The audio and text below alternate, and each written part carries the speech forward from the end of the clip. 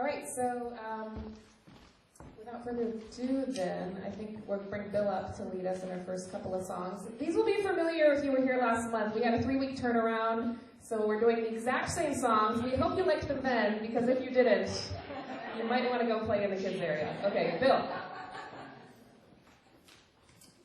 Thanks, Jess. Along those lines, we're looking for volunteers. Anybody wants to learn a song and lead and sing, more power to you. Some Eagles.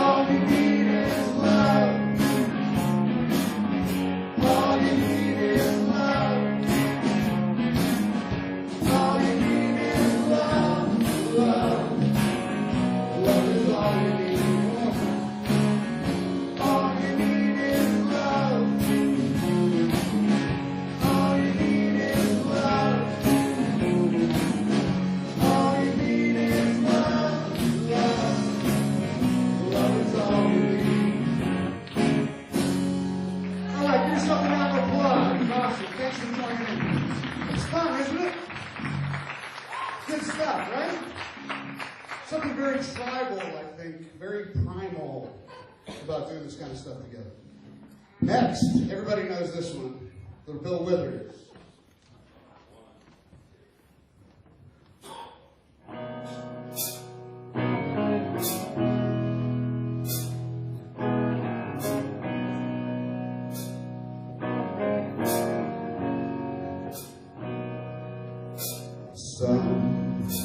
Sometimes in your life, we all have pain, we all have sorrow.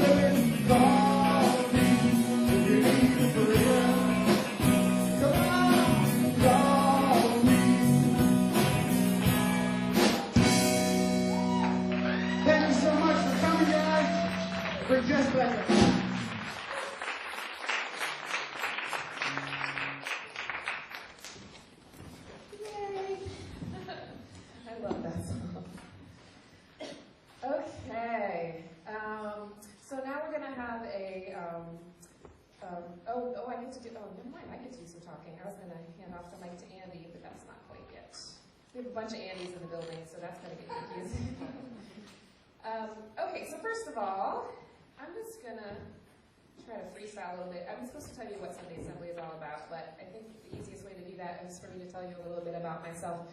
I grew up around here, and then I lived on the West Coast for 14 years. That's the short version. And I've been back in Pittsburgh for a year. I'm a nursing student getting a second degree at Pitt in the accelerated program there.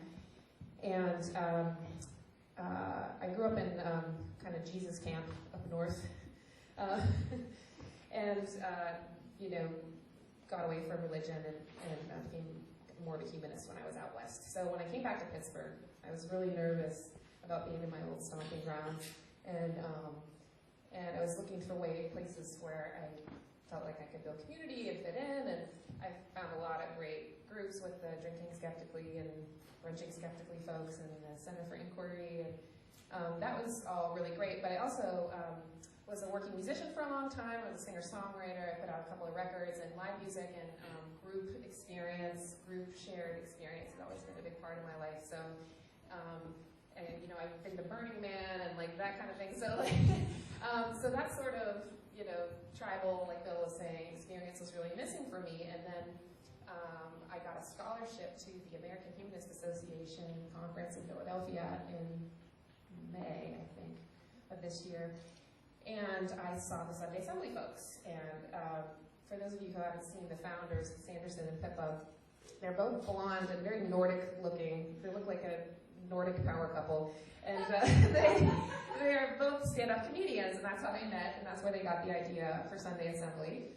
And they're both super, super funny. And they basically got together and said, there's things about the things that faith communities have that people who don't believe in God or atheist or agnostic or humanist don't have a hard time piecing together. And they were like, let's fix that.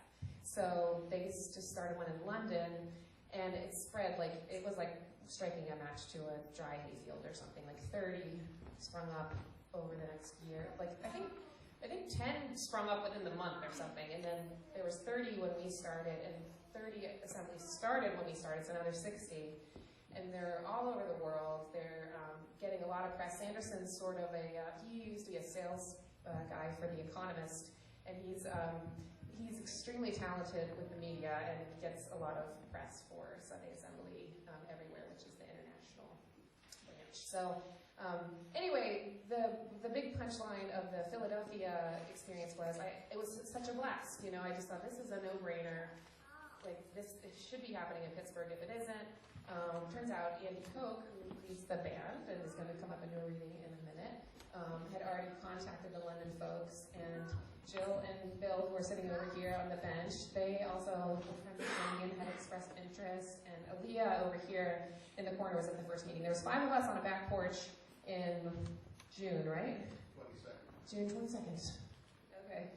And it was like, for those of you who've done community work, and you know how different organizations can have different levels of highly functional and not very functional. And when the five of us got together, we were like, dream team, like this is gonna happen, like this is about to go off. So that was really exciting. And all the people that have showed up since, Kara here, Mauricio and Allison, we just moved here from Connecticut, and just recently got married, showed up. Alex in the black coat is a Pitt Secular Alliance guy, and he's been very helpful. Who else? Lauren, and anyone else am I missing from the org team? And other volunteers, but the people that have been meeting every Sunday at Panera and Waterfront. What's that? Oh, and Brittany, who does our wonderful job with the refreshments, among other things, isn't here. But anyway, great group of people. So anyway, round of applause for the launch team and the work team.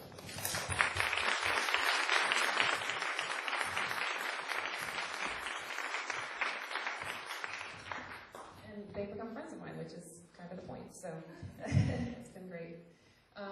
Okay, so more officially.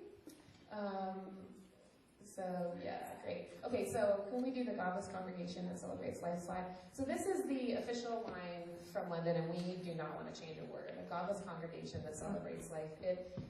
Beyond that, we don't really want to talk about atheism too much because it's boring.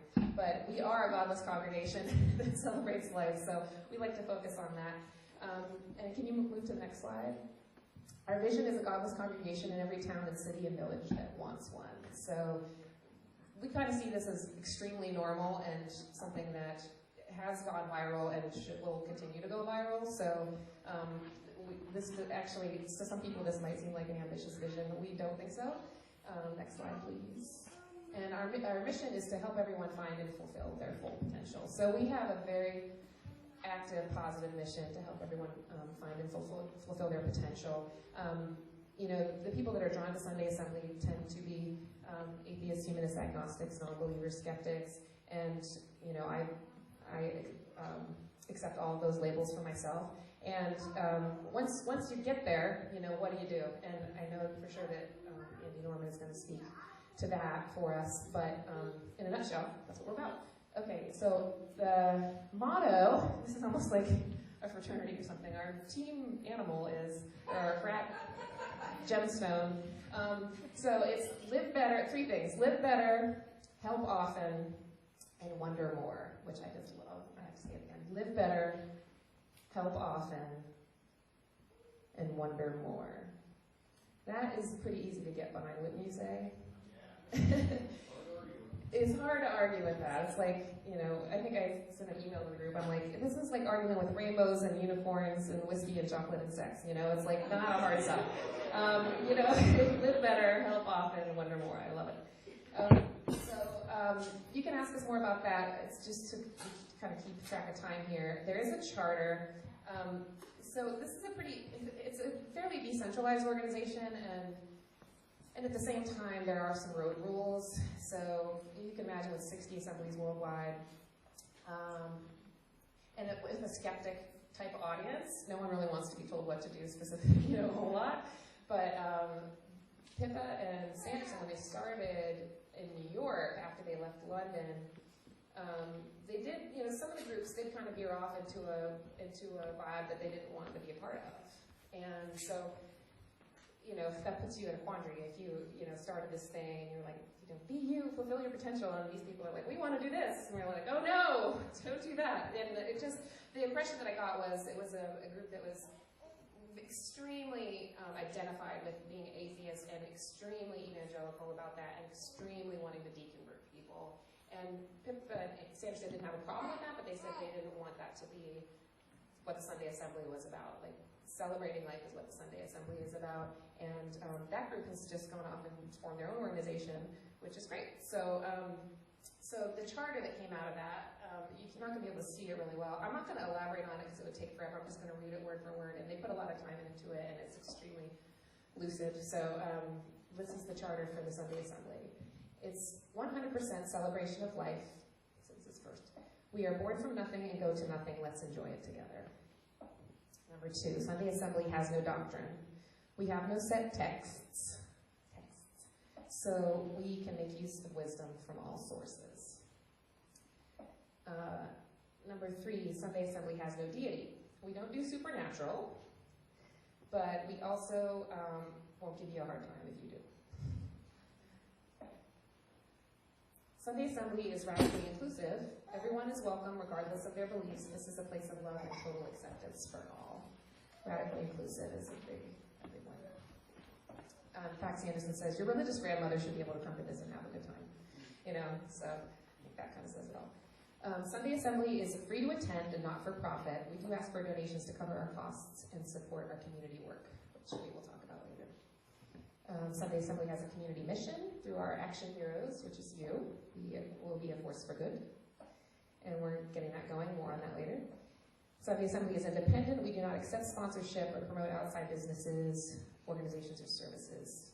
And that's open to interpretation. We do try to collaborate with other organizations and stuff. It's not. But just in terms of, like being in the pockets of big pharma or something. Okay. All right.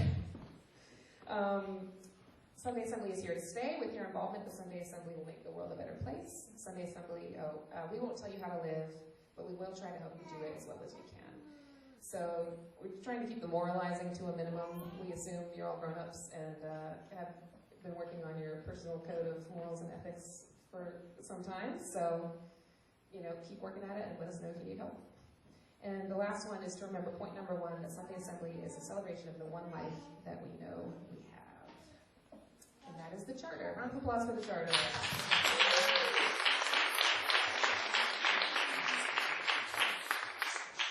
Okay, one quick logistical announcement. Some people do not prefer to be photographed or videotaped, and if that is you, you will want to be located to this back corner, and we do not photograph people who position themselves there. Okay? If you do want to be photographed and you're a shameless camera hog, please, there's a seat up here.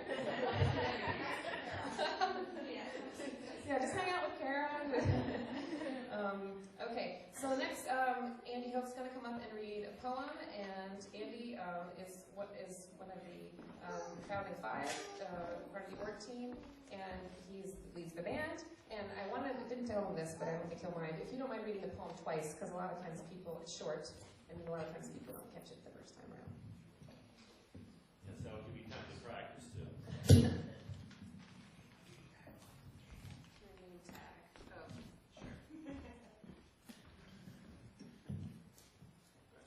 Thanks, Jessica. Thanks for doing a good job. And there's a whole bunch of us just trying to make something positive happen.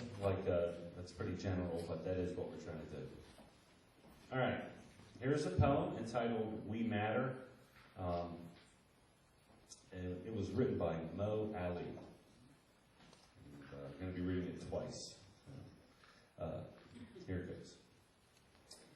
Most people don't realize they think the universe lays beyond the skies. But a mirror is all you need, for we are the universe, come conscious of itself for a fleeting moment in time. Every verse I comprise can be traced back to a singularity, where effects of causality are no more. Why we need fiction when reality is that much more. Unclaimed and unspoken verses lay dormant in theorized multiverses. In worlds where I'm up at the top with the charms, and you're down at the bottom and strange. Born with these fundamental traits, quarks like our emotional states, once observed, were all over the place. Which we all snap our fingers. Or could it be string theory, strings plucked like a symphony to create such wonders? One wonders. Are we alone? Probably says no. Probability says no. The abyss promises life beyond the scope of what we could possibly see or comprehend. So, my friend, an outreach arm I extend, for the universe awaits our return. Should I really read it again? I'm trying to read it backwards. There's an artist's note at the bottom that explains a little bit about, we don't have that. Like up top. I can make something up. Where it talks about the range of... Right, those are types of quarks. Those are fundamental, the physical particles more fundamental than just electrons, neutrons, and protons. And a quark is more correctly defined as an event rather than a thing, if that's my best understanding of it. So if you want to read the whole thing like really, really fast, or we can just move on. We read it like kind of beatnik style or something. Does anyone have a beret? How beatnik do I look? My khakis and... Okay. We Matter, written by Mo Ali. Most people don't realize they think the universe lays beyond skies, but a mirror is all you need, for we are the universe come conscious of itself for a fleeting moment of time. Every verse I comprise can be traced back to singularity, where effects of causality are no more. Why we need fiction when reality is that much more? Unclaimed and unspoken verses lay dormant in theorized multiverses. In worlds where I'm up at the top with the charms and you're down at the bottom and strange, born with these fundamental traits, quarks like our emotional states, once unobserved, we're all over the place. Or could it be string theory? Strings plucked like a symphony to create such wonders. One wonders, are we alone? Probability says no. The abyss promises life beyond the scope of what we could possibly see or comprehend. Someone friend. An outreach arm I extend. For the universe awaits our return. Thanks.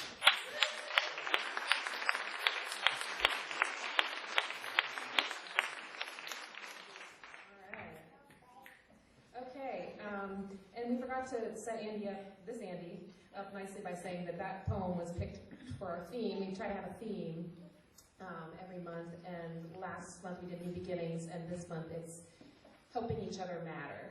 And so our speaker is going to be speaking to that theme, and the poem was to that theme.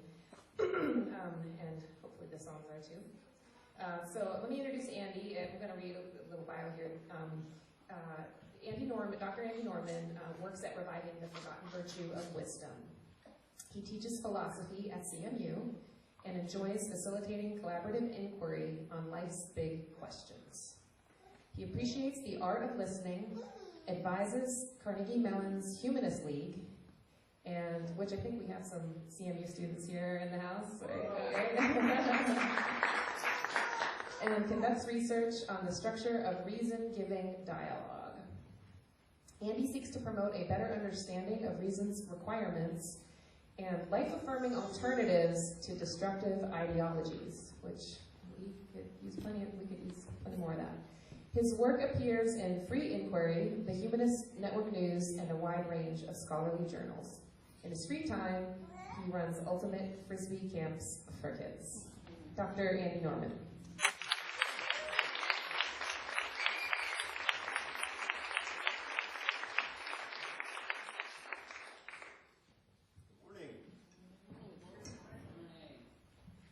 Do I need this?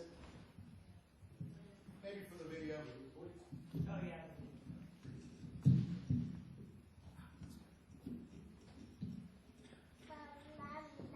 Hey, good morning.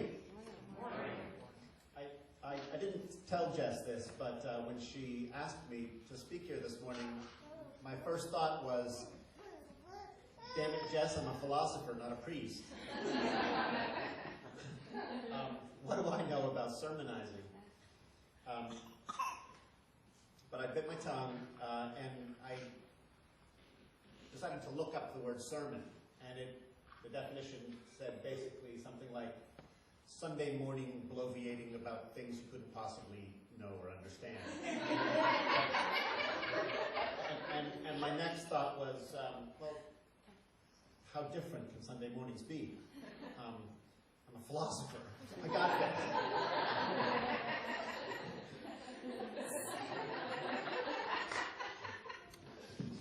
Can I get an amen? No? How about this? Can I get a he then? Can I get a she then?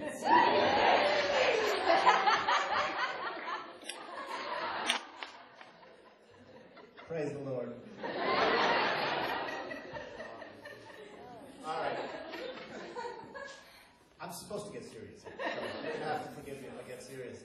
So I've been asked to promote a little reflection about things that are important to us. And it turns out there's been some psychologists who've been studying the effects of sort of regular reflection on our core values. And it turns out that this practice of reflecting on core values has some amazing effects on the brain. It can reduce stress. It can improve your performance on cognitive tasks. It can increase your resilience. It can make you happier. So let's spend the next 15 minutes thinking together about our core values. I thought I'd start with the myth of Sisyphus. So I'd like everybody to say that 5 times fast, please.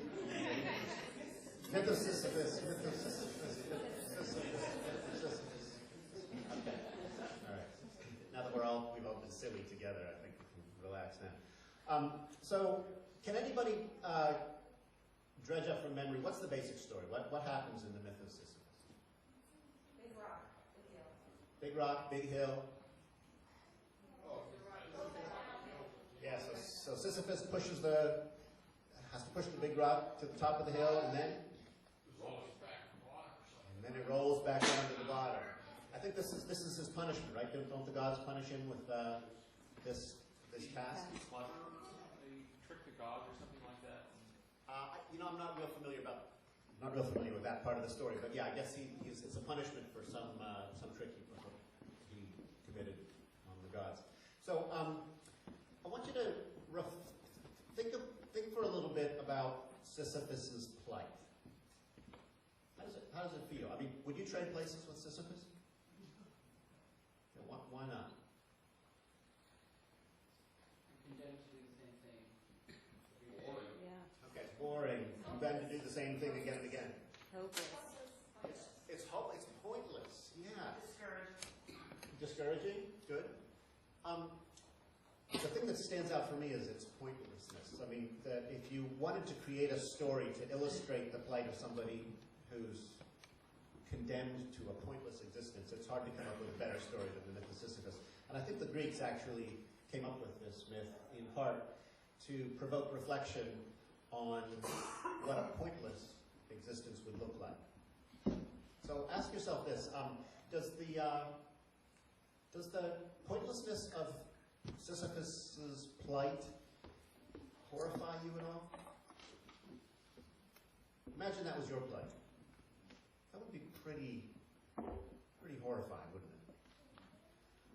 So pointlessness is kind of innately horrifying. Why would that be so? We want to matter. Because we want to matter. In fact, I would venture to say that human beings have a need, a very deep need to matter. And when you contemplate the possibility of not mattering, it can create enormous anxiety or even depression. So I want you to ask yourself this. What are the features of Sisyphus' situation that make it pointless? So what is it about his plight? What are the aspects of his situation that tell us that his role is in fact pointless? Nothing changes. I mean, the boulder goes to the top of the hill and back again, but the difference is that the difference he's making doesn't make a difference, right? Nothing of importance changes, right? So what would you have to change in that situation to mitigate the pointlessness of Sisyphus's situation? Roy? Well, perhaps if they made it like an Olympic event, so they were putting the whole round the fastest, then he could be in training. Okay. So if there were people observing and celebrating the event, maybe that would mitigate his pointlessness. Good. Winston? If it generates electricity. Good. Okay. So, Winston is not a plant, but that's the perfect response. So suppose that the boulder, when it rolls back down the hill, pushes a turbine of some kind, which charges a battery, generates and even, let's say, stores electricity. Now, imagine that that electricity is never used. And ask yourself, have we mitigated Sisyphus's pointlessness? So Winston is shaking his head, indicating that if nobody actually uses that electricity, we're right back to pointless again. Akshay? Maybe if he thinks it matters. So if you can fool yourself into thinking it matters, at least it's somewhat less awful. If I can understand you. You can change the goal. Change the goal? The goal would be getting the ball to the bottom. So every time you push it to the top, Work with gravity instead of against it. Okay. Good, yes. What if it went over the hill and served some kind of purpose, like slowing down a river or something? Okay, good. Yeah, I mean, here's the thing to notice, right? When you ask yourself, what would have to change in Sisyphus' situation for his existence to begin to have a point, then the difference he makes has to somehow serve a purpose, right? And let me ask you, it has to serve a purpose for whom? Good, okay, it would have to serve a purpose for Sisyphus? Well, why not? well, because you can be selfless and still accomplish things. So do the thought experiment, right? Suppose that the electricity generated by the Sisyphus' efforts benefit a complete stranger that Sisyphus has never met. Now ask yourself, is his situation less pointless? Most of us would say so, right? So helping others can mitigate pointlessness. That seems to follow. You could say like pushing the boulder makes him stronger, builds his muscles, but that wouldn't make it any less pointless because he's only helping himself. Good. Amy. Aung San Suu Kyi was like imprisoned in her own house for like 15 years or something, and she said that she kept herself in good mental state in case she ever got out, which she finally did. Fascinating. So And maybe Sisyphus can keep himself in a good mental or physical state so that if he ever gets out, okay, good. Every step's got to get easier too, right? I mean, I suppose those are stronger each time. provided he has some caloric intake.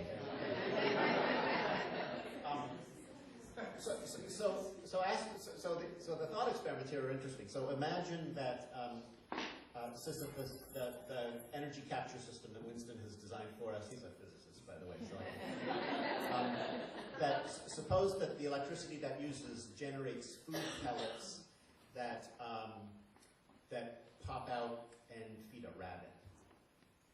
Does that mitigate the pointlessness of Sisyphus' efforts? Yeah. Why? Well, presumably because rabbits can experience joy and suffering, because they can be happy and sad. So it looks as though the way to mitigate pointlessness is to make a difference for some creature that is capable of joy or suffering. So the origins, the root source of mattering is making a difference for the well-being of critters with some sort of consciousness. And typically, by the way, it ought to be, ask yourself, suppose that the device that Winston has created pops out a food tablet that exactly balances the caloric demands of pushing the rock up the hill, so that Sisyphus can replenish his energy with the pellet and do it one more time. But that's it. Nothing else. So we've got a closed system here, right? Nobody outside the system is benefited in any way. Sisyphus simply sustains himself, let's just say, for argument's sake, without any hope that he'll eventually be released from his plight. Now, do Sisyphus' efforts feel pointless under those conditions? Yeah, which seems to suggest, right, that the benefit to must be to others. If your efforts for your efforts to genuinely matter, it would seem that you have to make a difference for others. And I think most people's intuitions are similar on that score. So to live a life of mattering? Well, make a difference, preferably a lasting difference, for others, and by others, I mean conscious critters of some sort. Okay? One of my favorite philosophers, Daniel Dennett, wrote that the secret to happiness is to find something more important than you are and devote yourself to it. Daniel Dennett is a very deep thinker, and I think that's a marvelous distillation of years of very thoughtful reflection. And what's interestingly paradoxical about that is that on its face, you might think that the best way to lead a life of personal mattering is to devote yourself to yourself, right? I mean, after all, why expend energy benefiting others when you can, by focusing on your own needs, address those more efficiently? Well, it turns out the psychological, the empirical evidence on this is quite clear. People who devote themselves to the well-being of others are, on the whole, much happier than people who devote themselves to just making themselves happy. Making yourself happy, the goal of making yourself happy turns out to be a lousy way to make yourself happy. And devoting yourself to the well-being of others actually works better for making people happy than you might think. And in fact, an especially powerful way to matter is to matter to the people who matter to you. And I think that this is the deep insight at the heart of every religion, and it's sort of built into the congregational structure of every religion. Religions help people address their need to matter, and part of the way they do that is with these weird mythologies that tell you you matter to God, or that God sacrificed his son for your sins, that kind of thing. But the other way, and the really admirable way in which many religions satisfy the human need to matter, is through their congregational structure, by bringing people together into a community and encouraging them to matter to one another. So I think what's really special about what Jess and all of the other Andrews here are doing with Sunday Assembly is they're doing a social experiment where you get all of the benefits of congregational life without any of the really worrisome drawbacks that traditional religions have, any of the worrisome baggage that comes along with many traditional religions. Here you can matter to the people around you without having to accept any dogmas, without having to engage in blind obedience, without having to be tenaciously closed-minded, without having to engage in a tribalism that demonizes people on the outside. I think our organizers here are doing something really special, and notice that they're offering you a chance to increase the degree to which your life matters. So get involved with Sunday Assembly, help them grow this marvelous social experiment, devote yourself to it, and rest content with the knowledge that you have found a way to really make a difference for the future.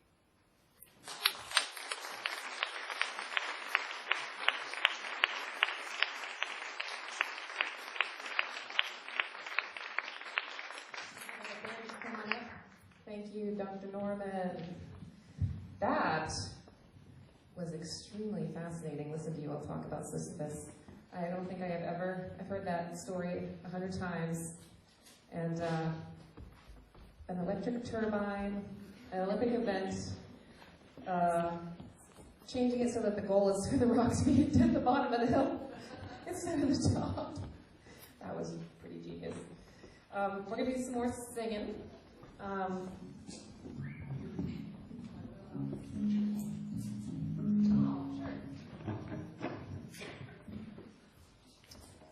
And we did this last month, Walking on Sunshine, Katrina in the Waves.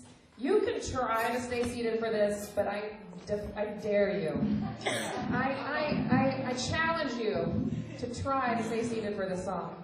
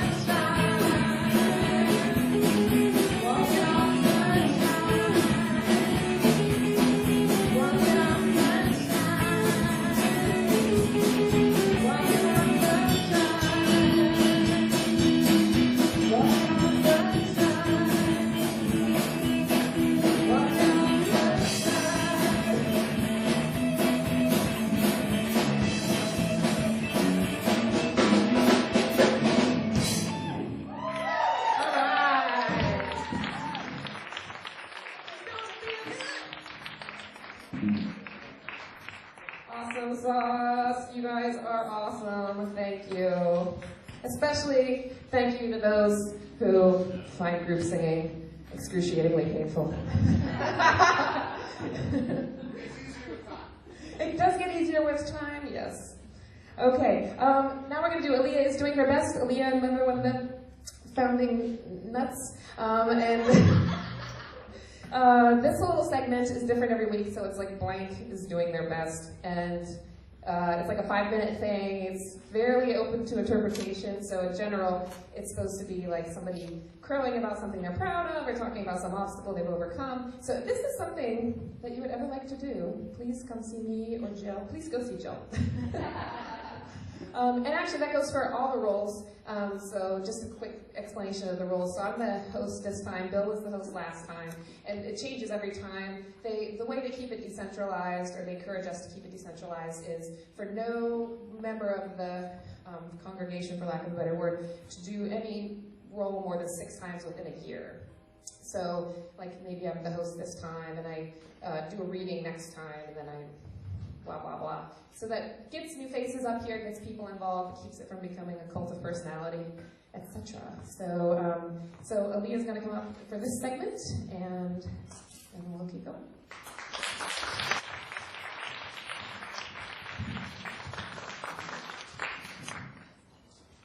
Hey, everybody. I'm Aaliyah, as she mentioned, and I just have to say I missed the last assembly due to a personal life event, which is actually what I'm going to talk about today. But it is so awesome to have everybody here. Obviously the organizer, the awesome band, but you guys too, because you just came. You wanted to be part of something positive, you wanted to create community, and that is awesome. So I want you to applaud for that.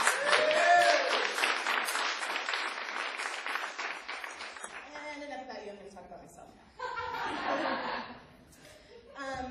So last August, I rented a really nice cabin in rural Maryland, and I took my girlfriend Bethany down there for a weekend.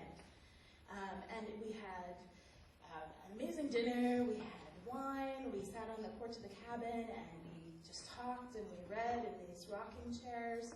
And then it got dark, and we went down to this field on the property, and we took lawn chairs. I had a bottle of champagne I'd been chilling. We had a playlist and speakers that I'd made for the occasion, and we went down there to watch this meteor shower. Actually, people who speak Greek and Latin here, is it Perseid? Perseid? Perseid. Okay, thank you. Now I know.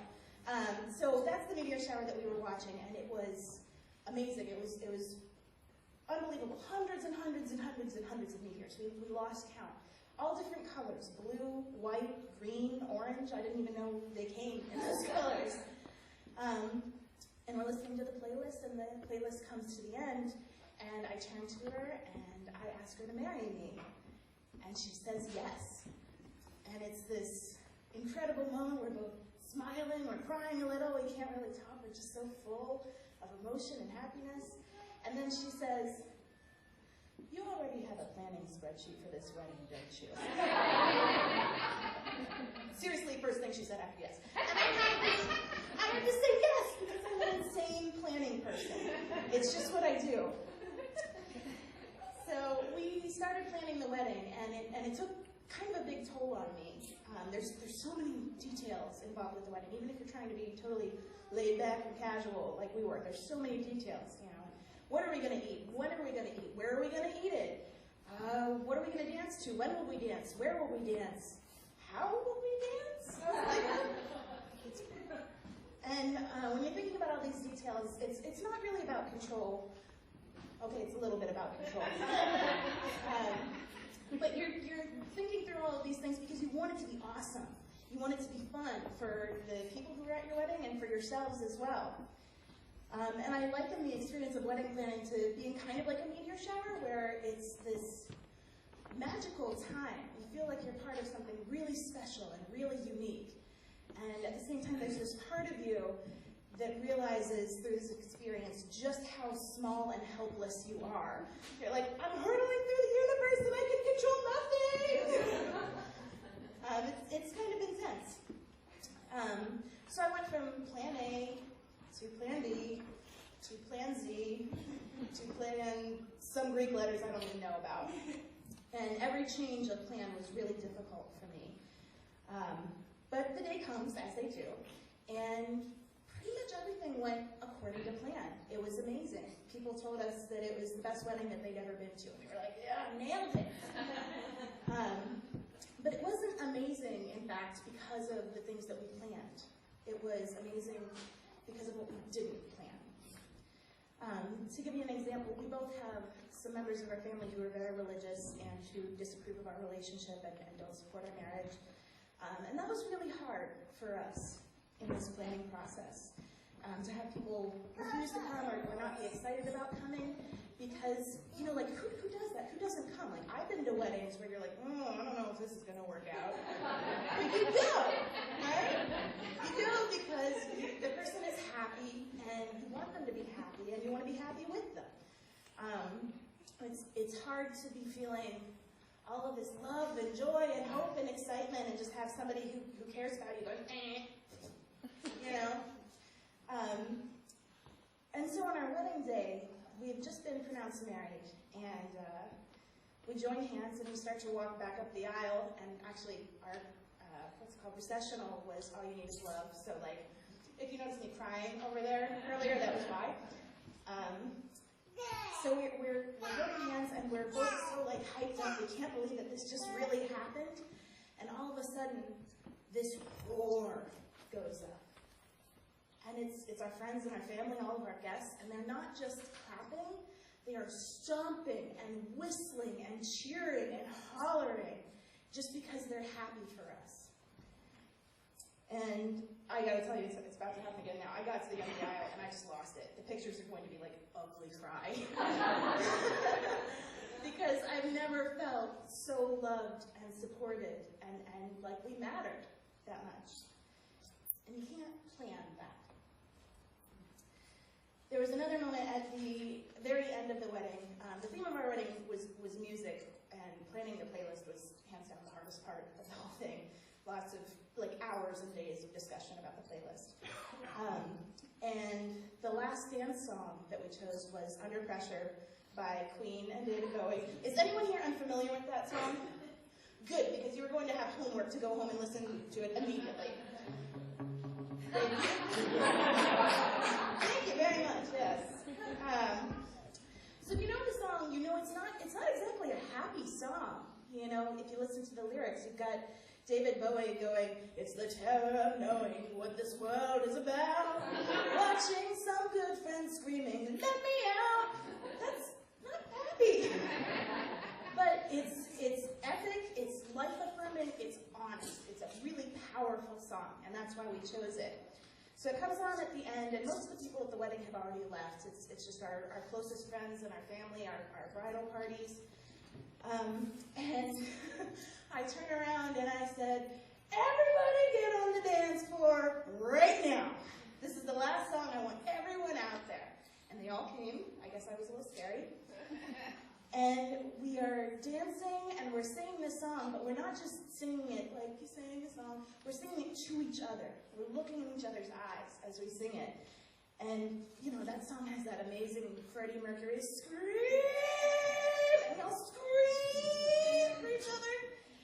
And it has the part, why can't we give love one more chance? And we're all singing it to each other. And we're really connecting, and I think that's why that song is so meaningful to me, because it's about connecting, it's about reaching out, it's about choosing to live fully, even in spite of all of the ways that life can be really painful and really hard. It's, you know, I'm getting teary just thinking about it again. And you can't plan that.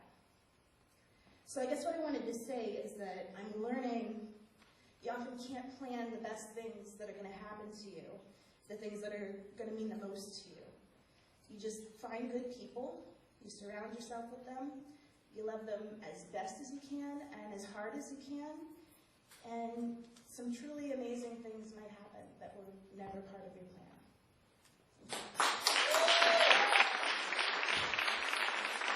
Yeah, the best.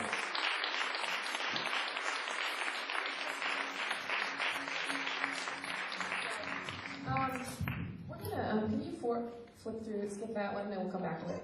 And we'll do that. Yeah. Okay, so we're going to ask you for money now, and there's going to be music playing, and then you get to meet your neighbors. It costs us $300 to $350 to put this event on, so please give what you can. If not, please donate your time or talent. Great, thanks. Or bake us cookies.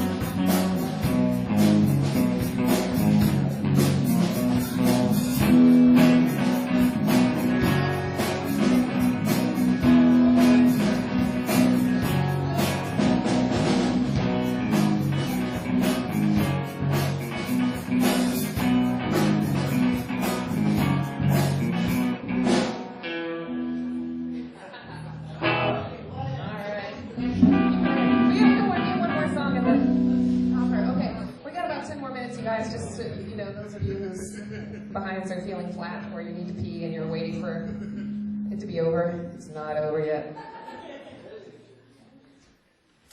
Okay, so we're going to thank you very much from the bottom of our hearts. Okay, the next part is actually, I think maybe, slightly more awkward than the one that we just did, which is some people find sitting in silence with a group of people more excruciating than getting a colonoscopy while doing their taxes. So, if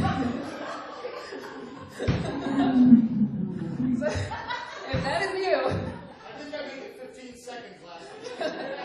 Like we did it for 15 seconds last week and somebody was like, that was horrible. So just so that, and it's going to be more excruciating for me since I'm the one that says, okay, we're done now. So we're going to do a solid 2 minutes. Those of you, I meditate, so this is my favorite point in the service. I love the silence. I just love it. So for those of you who do not know what to do with silence, I have some suggestions. You can notice your breath, like the Zen people do. You can get in touch with your body and how it's feeling, or you can reflect on something of content, like our motto, live better, help often, wonder more, or a singer or a pop singer, or what the speaker said, or a pop singer. But with the speaker, reflect on our message from Andy. So and you know, you don't have to sit there like a statue, just relax. This is supposed to be fun, okay?